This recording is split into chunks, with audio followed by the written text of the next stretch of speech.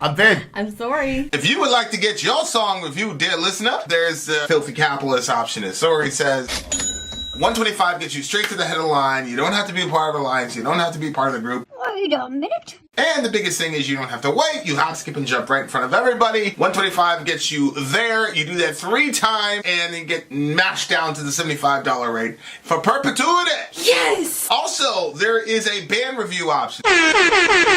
So if you've got a band and you're trying to get your band some exposure, hit me up at vinsori@gmail.com, and I'll show you the details about how to pull that off. You can also jump on Patreon, and there is a option on the tiers to be able to get your band reviewed. Obviously, we can't lie to you, so we can't guarantee a positive review.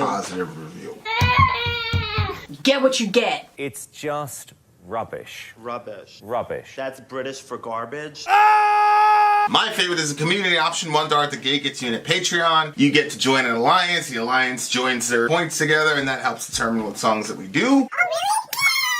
The alliances hang out on Discord. Message me on Patreon to get the link. And they do all kinds of other cool things. They do Minecraft, Dungeons and Dragons. Yeah. It's really a community within the community. Anybody can go on the Village, Facebook.com/Vin and Sori. There's 160,000+ people on the channel.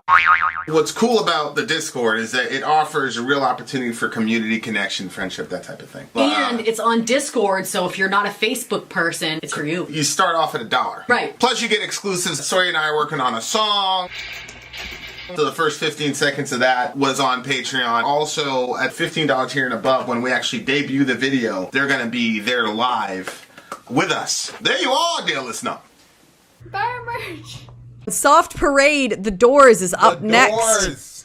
All the songs will be from The Doors today. All right, We get to see the poetic lyricism of the big homie. So let's go. Jim Morrison. Yep. Jim Morrison. But I thought the other one was pretty lyrical too. But I'm definitely going to be like locked in now. Jim Morrison, The Soft Parade, The Doors. Let's go.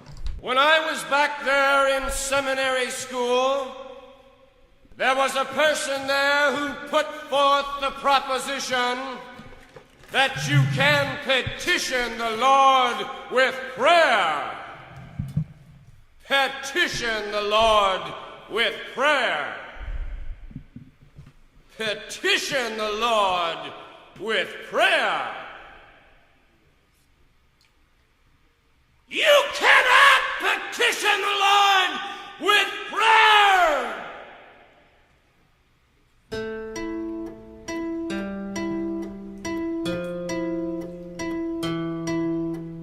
Can you give me sanctuary? I must find a place to hide, a place for me to hide.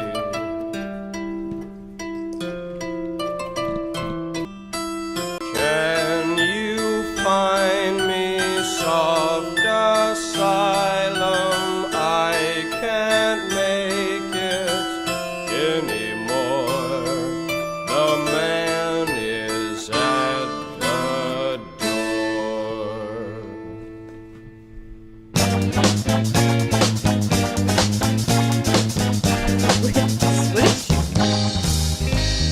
Peppermint mini skirts, chocolate candy.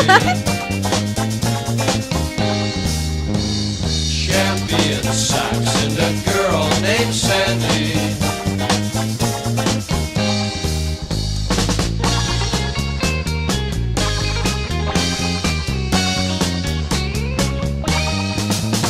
There's only 4 ways to get unraveled. One is to sleep and the other is travel. But one is a bandit up in the hills. One is to love your neighbor till his wife gets home. Whoa. It's in your face, the words. Catacombs, nursery bones, winter women, growing stones, carrying babies to the river. Streets and shoes, avenues, leather riders selling news.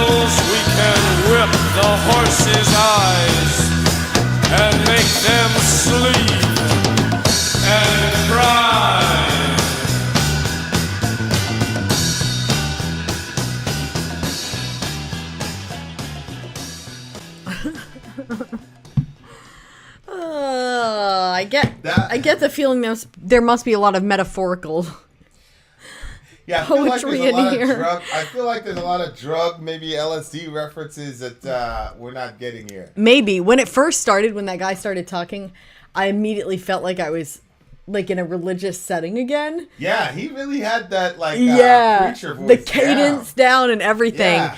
And then all the fear and all the other yeah. good stuff. Yeah, that's But great. then when he got into the next part, I liked when he was like singing, "Can you give me sanctuary? I must find a place to hide, a place for me to hide." I was like, wow, this is going to be such a crazy, interesting song. And then it was like, "Can you find me a soft asylum? I can't make it anymore. The man is at the door."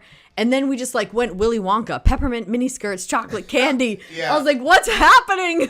Yeah, I feel like he was kind of like stuck between maybe genius and just bare naked raw enjoyment of drugs. And I think I think maybe some of his genius was affected or enhanced by that, depending on how these lyrics fall on your ears, I suppose. But I couldn't even believe, was that him at the beginning? I didn't think it was. I assumed he took a clip from. I'm You pretty know how sure you have your song? Was that him at the very beginning of this? Hold on, I'm going to play it again. At the beginning and the end, really. You can't. What? When I was back there in seminary school, Yeah, this part right here. Yeah, I don't. Like.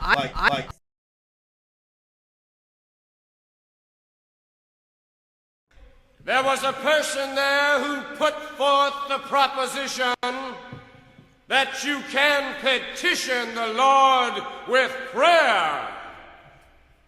Petition the Lord with prayer. Petition the Lord with prayer. You cannot petition the Lord with prayer. Wow. I gotta say though, whenever there was a preacher that was like extra like that, I always liked it because it felt like you were That's mixing. him. They were saying that was him. Holy Wow. shit. Wow, that dude is. I felt That's like a powerful voice, man. Holy shit. I felt like you were mixing religion with theater That guy. when the pastor would do that. Like whenever a pastor would do that. You can't petition the Lord with prayer. You cannot petition the Lord with. Oh my gosh. Okay. Okay. So what did you think it was about? Like I said, I really lost track. And then there was one part. Okay. All our lives we sweat and save, building for a shallow grave. When I heard that part, I thought of like our next business venture that we're working on. And like part of my vision for that is that at some point it would get so big that we would, need to create our own spot and hire our own people and blah, blah, blah. And so I was like thinking about all that. Because remember yesterday I came back and I was like, would be so awesome if you had like a place where you hired people and like you randomly passed out time and a half. Oh, you know what I yeah, mean? Like we're yeah. just different stuff just to like be able to give other people the working environment that you wish for your own family. Like if your family wasn't going to be an entrepreneur. Yeah. And, so when I heard that, because I do feel like that's the case for a lot of people, I feel like that people have to work so hard for so little, and that even if you're not living check to check, you can't I really liked what, Gary, I think it was Gary V, when he was talking about it, and he was saying like to be able to pay people not just enough to be able to make, but give them enough to be able to go out to dinner, with their wife once a week, to be able to pay for a family vacation without feeling like you really have to eat ramen every week to make that happen, like just to give people a good life. Yeah. So at that point I wasn't even hearing the rest of the lyrics because I was just like picturing that and picturing like walking through that establishment. Yeah, And the offshoot AT is that right before he mentions the shallow grave, he says, all our lives we sweat and save. right. building for a shallow grave, because like everybody just works and works and works just to die. And to me, the shallow grave was, if anybody has participated at all in paying for a funeral, the funeral costs are so expensive that even if somebody had like a bit of money left over, like that money goes all to the funeral home. Like everybody just takes and takes. And if your family member had to spend any time in like a nursing home, that is astronomical. They take everything until you have nothing left, and then the state takes over making the payments, from what I saw. So it was just, sad to see that somebody worked so hard and wasn't able to pass that on. Zombie Hullet goes, I thought they were going to open up a funeral home. No, I would never open a funeral home. It's on the opposite end of the spectrum. Yeah, it's yeah. baby stuff, because we keep having them. Right. Well, what's crazy is that whole stanza was pretty crazy, and it was very fascinating to me, considering all the seeming randomness throughout the song. But he says, must be something else. So he says, all our lives we sweat and save, building for a shallow grave. Must be something else, we say, somehow to defend this place. Did you catch that? No, I didn't. He's saying there must be something else, we say, somehow to defend this place. Meaning we've made life on the earth so horrible and terrible and almost uninhabitable and unlivable for most people. So we're saying there's an afterlife, and that afterlife must be something else. Somehow justifies this life, right? Because the suffering that you have is going to get you a better afterlife, and so it's in the looking to the afterlife where you can justify the horrors of this life. Because if you only thought this was the only life, then the way that we've constructed the world, I'm speaking specifically of Western capitalists, makes a life unlivable. Wow. Because everybody's turned into a slave that's working and saving money their whole life, and then they end up in the grave. And then how can you defend such a system and such a way of living? Yeah. And so you do that with religion to a degree, which of course you have to concede. I don't understand why Christians have a problem with saying our religion has been used to do bad things, X, Y, or Z. Like I that doesn't invalidate. Say that Jesus again, to because me I was in any reading way, shape, AT's or form. message. Say it again. Say what you said again. I was reading AT's message. I don't understand why Christians have a problem with people saying people have used Christianity to do X, Y, and Z. Oh, yeah. Like, that doesn't show that Jesus is defective. It just shows that the Bible's right and that we're sinners and that we're going to find ways to, But you have to concede that, of course, people have used religion in order to encourage a sort of passivity in the face of injustice. So if you listen to a lot of Negro spirituals, it was about freedom in the afterlife. Mm-hmm. And as long as the slave master was hearing them speak about freedom in the afterlife, he was okay. It wasn't until Nat Turner and those boys started talking about freedom now. Well, that's different. We don't have a lot of hymns that reflect that, Mr. Negro. Mm-hmm. So, it's got to be admitted that people use the afterlife as a way to justify injustice or as a way to look the other way, I remember one time there was this guy, he was in this giant mega church or whatever, and they were rebuilding, they spent $4 million on the pastor's pool house or something. It was some ridiculous thing like that. And then, of course, the news reporter lady was like, well, couldn't we have given that to the poor? You know what I'm saying? Instead of building yourself another. And then he's like, Jesus said the poor will always be among us. So, they're going to get their rest when they get to heaven. The poor will always be among us. It is what it is. So that is what he used to justify spending this exorbitant amount of money, in how much money? It was a lot. It was ridiculous. It was a lot of money. And so it wasn't like he just bought a family pool. Sometimes the pastors, they become famous, so they write books. Yeah. I don't care about that. If you wrote a book and you hit the #1 bestseller, that has nothing to do with anybody tithing to you or giving you money. That's your money. I'm good with that. My problem is when you use the church funds to build the freaking beach house, and then you justify it by saying the poor will always be among you. Yeah, that's wild. That's very cold. Which is actually, in context, really Jesus telling us that it will always be our mission to prioritize poor Yeah, people. exactly. That's the actual context. Exactly, yeah. But it's unbelievable. But And I don't know. I'll tell you about that passage later on. Yeah, because do there's that. other angles to that I thought of when I was in a certain state of mind. Actually, I was like, "Holy shit, that's actually true." Huh. So yeah, Okay. explain later. But go ahead. AT had said,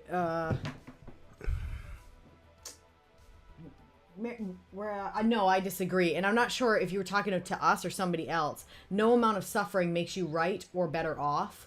And maybe I'm misunderstanding what you're saying. I completely disagree with you as far as my own experiences. Because the more things that I've been through that have been difficult or suffering or whatever has always brought about better, like more. Okay, so the part of the reason why I'm sympathetic about certain things is because I first had to experience pain in those situations. Some people I think are just, empathetic people, and they're sympathetic toward the pains of other people. And I think to a degree I was in certain areas, but there was whole other areas where I didn't have understanding and I didn't have sympathy for people. And then when I experienced loss and I experienced pain, that suffering did make me better off. It did make me a better person. And that's happened multiple times in my life. So I do believe that I don't think that suffering necessarily brings good into somebody's life, because I think that you decide what the suffering is going to do. For instance, if somebody becomes bitter because of, if you look at Hitler and what he did, people always bring up this story of where he was with his comrades, and there was I don't know, he went to use the restroom or something. He came back and they were all Mortared. Yeah. Yeah. And, people use that as possible justification for why not justification, but as explanatory power as to why he became the person that he did. I think that suffering can actually make you a worse person. And if you watch true crime, you'll hear the backstories of some of these horrible, horrible people, and they experienced suffering, but they did not let that suffering work for their good, but instead they let it destroy them and let them become monsters. So I don't think that suffering necessarily brings a person to a place of being better off, but I do think it has the potential to do that if we work it that way and we look at it as, okay, what lesson can I learn from this situation? Yeah, I think he was. I agree with that, but I think he was referring to the eschatological. Hey, you're suffering now so that you'll have a better afterlife. Okay. Which, I would still disagree. I would give nuanced disagreement to AT's response. I think it's a lot more. Obviously, if the finite gets subsumed into the infinite when we go to the next life, if that's the assumption, then what happens here still matters. So it's like you have a cup full of water, and then you dump it into the ocean. Of course, it's going to get subsumed, but what is in that cup is still important. Mm-hmm. Whether it's cyanide or water, mm-hmm. right? So what happens in this life is important, and from our belief system affects what happens in the next life. But to weaponize that truth or that principle in order to maintain systems of injustice when God has called us to fight injustice mm-hmm. in the Old and New Testament, then that's where it becomes, a misuse of. Yeah, I would agree with that. Of that. Any principle that we're given is designed to encourage us to do something here and now. There's no command that says do all these good things in the afterlife or leave things as they are right now, but it looks like petition God with prayer, like at the beginning. It just seems to me about religious people who, I don't know if Jim Morrison would say twist their own religion, but have a distorted application of it. And then there's that internal disagreement. Petition the Lord with prayer. You can't petition the Lord mm-hmm. with prayer. Very, very, very fascinating stuff. Yeah. Yeah, I don't believe suffering makes you right either, in the sense of the suffering make you a righteous person. I think Sori gave a great example with Hitler. So suffering doesn't inherently make you right. Suffering does expose some invisible things about you, though. Yeah, yeah. And I think that that's what's fascinating when you watch a show like Breaking Bad, for example. Like, that guy's suffering changed him into something, but then there's a point in the show when you realize, regardless of what was happening to him, he loves this kind of a lifestyle. Mm-hmm. And so the suffering exposed who he actually was. You know, so I think suffering is designed to give explanatory power and to propel you in a certain direction, but I don't think suffering by itself makes you anything good or bad. I think. Yeah, I agree.